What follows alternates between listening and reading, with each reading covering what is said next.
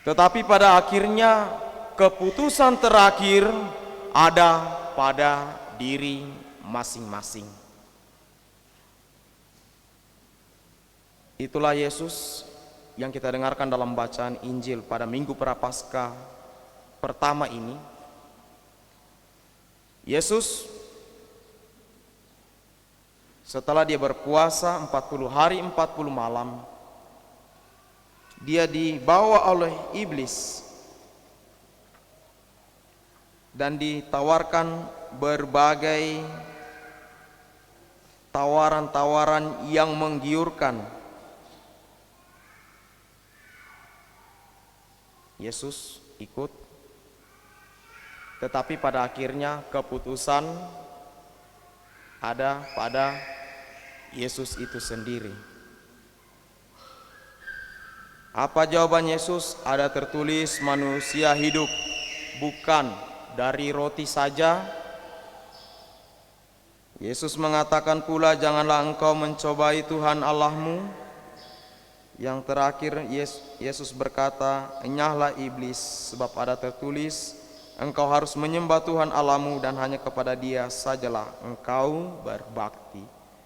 Jadi keputusan terakhir ada pada Yesus, dan keputusan itu terjadi oleh karena kesetiaan dan ketaatannya kepada Bapaknya.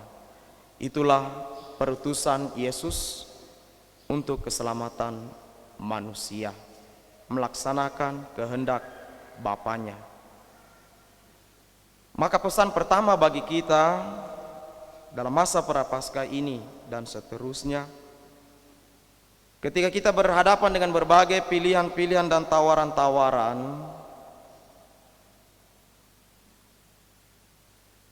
pilihan terakhir itu ada pada diri sendiri. Dan pilihan itu menjadi bermakna ketika pilihan itu dilandaskan oleh iman kepercayaan kepada Yesus, yaitu ketaatan dan kesetiaan. Dan itulah perutusan kita pula, entah sebagai imam, entah sebagai pejabat di pemerintahan, dalam kehidupan masyarakat, dan di dalam rumah kita masing-masing. Pilihan ada pada diri sendiri, dan hendaklah pilihan itu dilandasi oleh iman.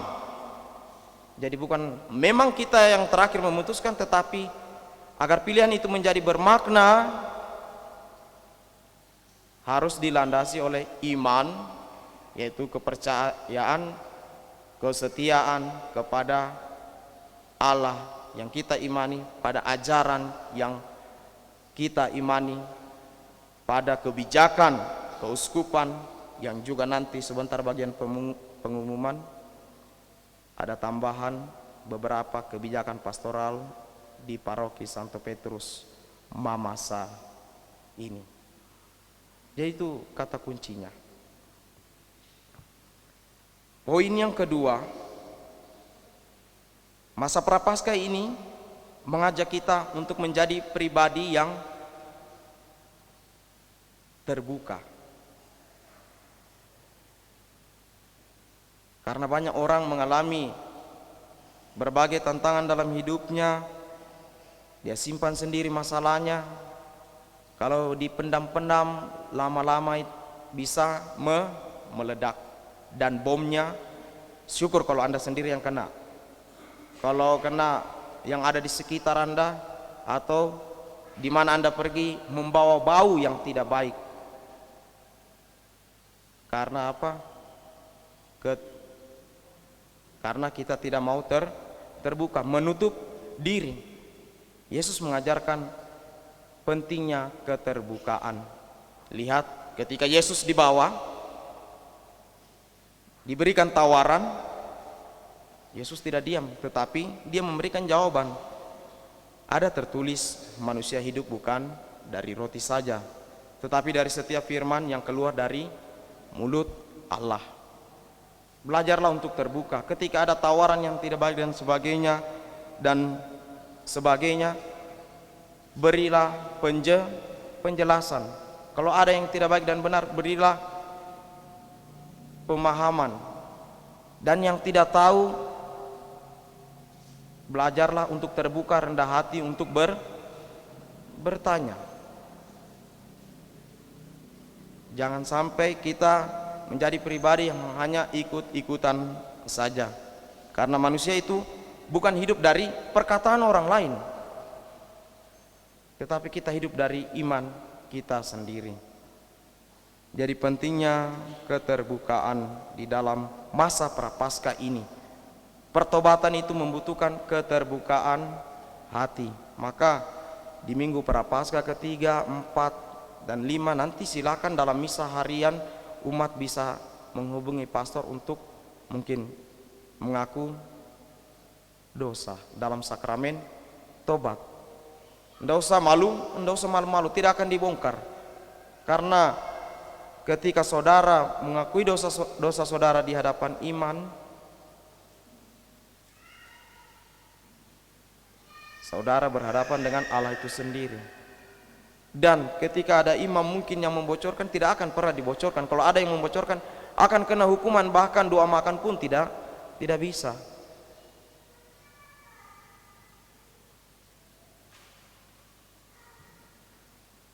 Poin yang kedua, dalam sabda Tuhan yang kita dengarkan ini, selama masa prapaskah ini kita pula diajak untuk menjadi Adam yang baru, bukan Adam yang lama. Itu bahasanya Rasul Paulus dalam bacaan kedua tadi kepada jemaat di Roma. Oleh karena pelanggaran satu orang, semua orang berdosa. Tetapi oleh karena satu orang yang membawa kebenaran, yaitu Yesus Kristus, semua orang memperoleh keselamatan. Oleh karena itu masa prapaskah ini kita diajak untuk menjadi Adam yang baru, bukan Adam yang lama. Adam yang lama itu adalah orang yang tidak taat, hidup tidak taat dan setia pada perintah Allah, akhirnya jatuh di dalam dosa yang pada akhirnya bukan hanya untuk dirinya sendiri, tetapi juga membawa orang-orang yang ada di sekitarnya, orang-orang yang ada di dekatnya. Sebaliknya, oleh karena satu orang mendatangkan kebenaran, semua orang diselamatkan, maka kita diajak untuk menjadi Adam yang baru, yaitu Yesus Kristus, yang karena ketaatannya pada kehendak Bapa, maka menjadi Adam yang baru. Tinggalkan semua itu aturan yang ada di luar. Ketika Anda masuk di dalam gereja Katolik, percaya kepada Yesus Kristus, Adam yang baru itu adalah mereka yang taat dan setia. Dan yang taat dan setia akan mendatangkan sukacita, akan mendatangkan keselamatan, akan membawakan kegembiraan dan contoh yang baik untuk yang lain. Perlu perubahan. Kalau menjadi Adam yang lama bisa mempengaruhi orang pada hal-hal yang tidak baik seperti virus, menjadi Adam yang baru ketika kita sungguh-sungguh berubah menjadi lebih baik, yakin dan percaya orang-orang yang ada di sekitar kita, paling minimal yang ada di dalam rumah, akan terjangkit oleh hal-hal yang baik. Dan poin yang terakhir dalam sabda Tuhan yang kita dengarkan ini, contoh ketidaktaatan dan buah dari ketidaktaatan bisa kita lihat dalam bacaan pertama. Sudah disampaikan, jangan makan buah yang ada di tengah taman itu, yang lain boleh, tetapi yang di tengah taman jangan. Tetapi oleh karena godaan iblis, akhirnya tergodalah juga Hawa, dan akhirnya menggoda juga Adam. Jadi buah dari ketidaktaatan adalah perlawanan. melawan. Jadi kalau ada yang melawan dengan aturan gereja dan sebagainya yang diberikan atau apa yang disampaikan ketua rukun atau pengurus depas seperti ini, itu bentuk dari ketidaktaatan. Tidak mau terbuka, langsung menjudge. Buah dari ketidaktaatan, lihatlah hasilnya, orang jatuh dalam dosa, iri hati, cemburu, dan banyak dampak-dampak negatif yang dihasilkan. Itu buah dari ketidaktaatan, melanggar, dilarang malah dilanggar. Itu seperti bacaan Injil, jangan mencobai Tuhan Allahmu. Sudah ada peraturan dan sebagainya, sota-sota berhadiah dibuat yang dilarang, malah dibuat ini melakukan perlawanan ini. Dan orang yang melakukan perlawanan itu lihat ke depannya nanti. Saya tidak bilang, tetapi kitab suci sendiri yang berbicara. Kita akan mengalami berbagai tantangan dan harus sungguh-sungguh bekerja keras. Dan buah contoh dari ketaatan dan buah dari ketaatan adalah Yesus Kristus itu sendiri yang taat dan setia. Semoga Tuhan memberkati kita.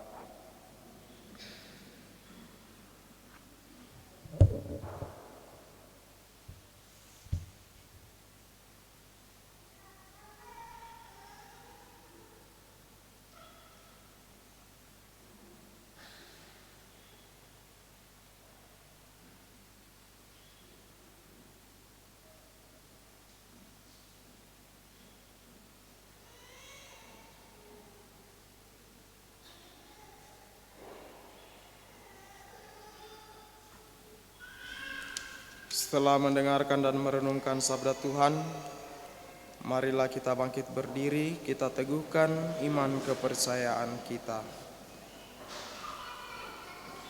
Aku percaya akan Allah, Bapa yang Maha Kuasa, pencipta langit dan bumi, dan akan Yesus Kristus Putranya yang tunggal Tuhan kita, yang dikandung dari Roh Kudus, dilahirkan oleh perawan, yang menderita sengsara dalam pemerintahan Pontius Pilatus, disalibkan, wafat dan dimakamkan, yang turun ke tempat